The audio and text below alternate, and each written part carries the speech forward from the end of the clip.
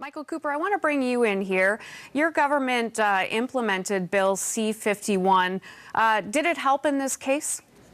Well, look, I think that the incident yesterday highlights that the threat of terrorism is real, and therefore we must not only be vigilant. Did it help in this case? Well, look, I believe that, yes, it on balance did help in this case. But look, the fact of the matter is that the tools that are contained in the Anti-Terrorism Act are tools that law enforcement and our intelligence agencies have requested. And it's therefore very troubling that the Liberals are contemplating taking away those tools from law enforcement and from CSIS by watering down key provisions of the Anti-Terrorism Act. You know, for a government that talks so much about evidence-based decision-making, it's time that this government followed the evidence provided by the director of CSIS, who confirmed that more than 24 terrorist plots were disrupted as a result of the employment of provisions contained in the Anti-Terrorism Act. And what's more, it's time for the Liberals to stop playing politics with public safety. They're not getting rid of the part that would help them share information or anything to that point. So Driver was subject of a peace bond, but those measures existed before C-51, and the RCMP applied for a peace bond before C-51 was in place. Sure, peace bonds are one tool, but there are other tools, and I think that it's important that the Liberals begin to answer just which tools are they prepared to take away in Bill C-51. Are they prepared to take away information sharing between government agencies so that terrorist attacks can be stopped? Are they prepared to take away the tool of detention?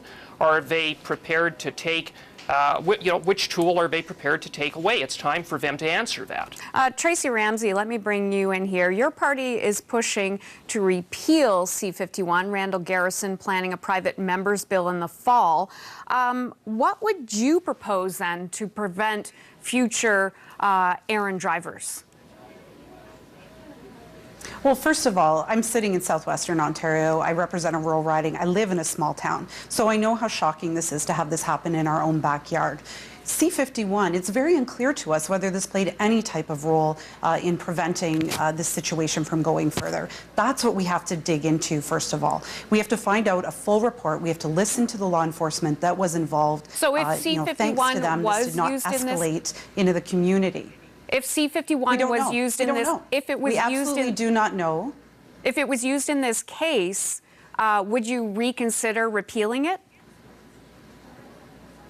Well, we need to know in what way it was used. C-51 is a massive piece of legislation. So what pieces were used, if at all, that's something that we will be looking for in the report. But ultimately, the conversation around de-radicalization and how we prevent those who we know have been radicalized in our country from escalating into what we saw take place needs to happen. The NDP is opening that conversation around C-51. The Liberals made a lot of campaign promises around it, and we would like to know what portions they feel are concerning. What are they looking at repealing? And so I'm very pleased that Randall Garrison has introduced this private members bill so we can have a conversation. Okay, now come back to my question. Tools that law enforcement feels are effective, they need to come, if there are tools that they feel were successful either from C-51 or otherwise, then they need to come to us as parliamentarians and make that case to us, and we need to take that seriously. Mr. Picard, yes. Your colleagues here seem confused as to what the Liberals plan to remove from C-51. Can you clarify?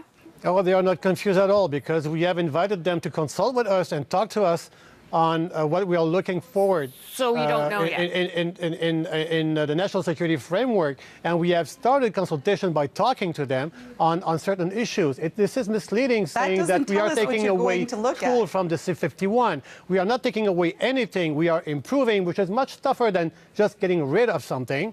And we are improving by adding, for example, if we keep C-51 as is, the own conservative publicity might look like terrorist propaganda, which is nonsense. So we have to improve what has been done, and this is an example of flaw. We've heard nothing. Sorry? Go ahead. Sorry, what was the question? We've heard nothing on what the Liberals are going to do with this.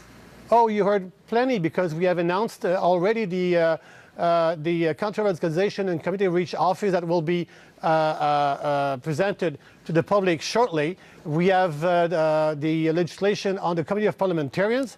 We have announced a consultation on which we have discussion on customs issues, which is involved in national security, different type of topics that we have already, and the media has already mentioned that in the past. So none of those things give us details already knows on what we are looking at. Change. I want to bring in Mr. Cooper here. None of those things give us details. Mr. Cooper, just quickly, I mean, when you listen to Michel Picard, he's saying that they want to try to balance Canadians' rights with security.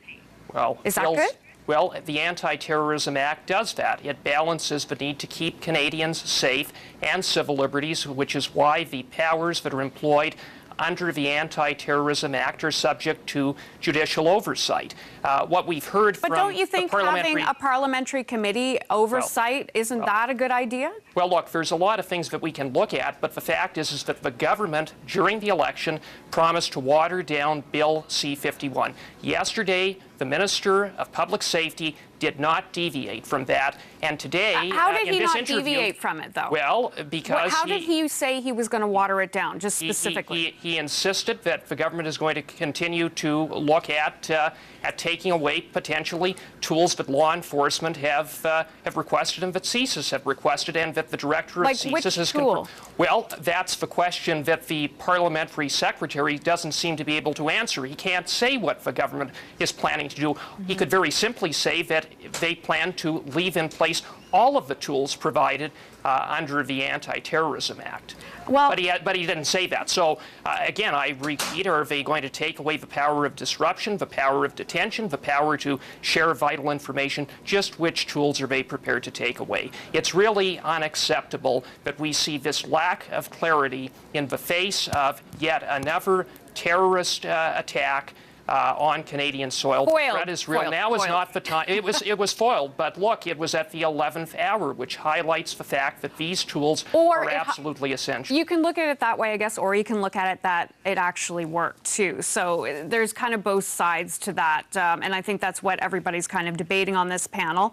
I appreciate all of you coming in today and discussing this very important topic. Michel Picard, Michael Cooper, and Tracy Ramsey, thanks so much. Thank you. Thanks, Hannah.